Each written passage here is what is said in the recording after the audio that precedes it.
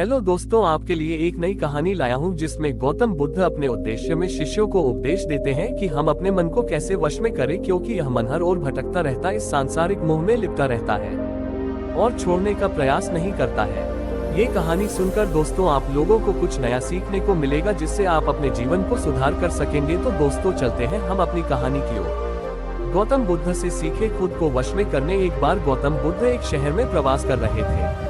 उनके साथ कुछ शिष्य भी थे। एक दिन उनके शिष्य शहर में घूमने के लिए निकले। वे शहर में घूम ही रहे थे कि तभी शहर के कुछ लोगों ने उन्हें अपशब्द कहे। उनके बुरे शब्दों को सुनकर शिष्यों को बहुत बुरा लगा और वे वापस लौट गए। बुद्ध ने देखा कि शहर से लौटकर आए उनके सभी शिष्य बहुत क्रोध में दिखाई दे रहे हैं। उन्होंने शिष्यों से पूछा, क्या बात है, आप इतने तनाव में क्यों हैं? तभी एक शिष्य क्रोध में बोला, हमें यहाँ से तुरंत चलना चाहिए। जब हम बाहर शहर में घूमने गए थे तो यहाँ के लोगों ने बिना वजह हमें बहुत बुरा भला कहा। जिस जगह हमारा सम्मान नहीं हो वहाँ हमें नहीं रहना चाहिए। बुद्ध ने कहा, क्या किसी और जगह तुम अच्छे व्यवहार की अपेक्षा रखते हो? कुछ देर बाद दूसरे शिष्य ने कहा, इस शहर से तो अच्छे लोग ही होंगे। तब गौतम बुद्ध बोले, किसी जगह को सिर्फ इसलिए छोड़ देना ठीक नहीं कि वहाँ के लोग बुरा व्यवहार करते हैं।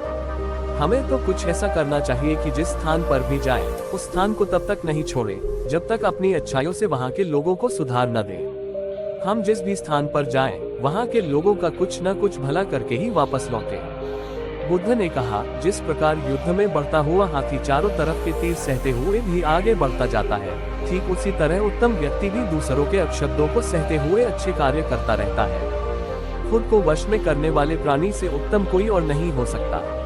बुद्ध की बात शिष्यों को अच्छी तरह से समझ में आ गई और उन्होंने वहां से जाने का इरादा त्याग दिया।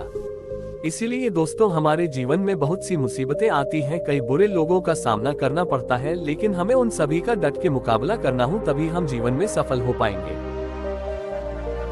तो दोस्तों ये कहानी आप लोगों को कैसी लगी नीचे कमेंट सेक्शन में बताइएगा और हमारे चैनल को सब्सक्राइब करें और अपने दोस्तों के पास शेयर करें। जल्द ही लेकर आता हूँ आपके लिए एक नई कहानी। तब तक के लिए अपना ख्याल रखिए।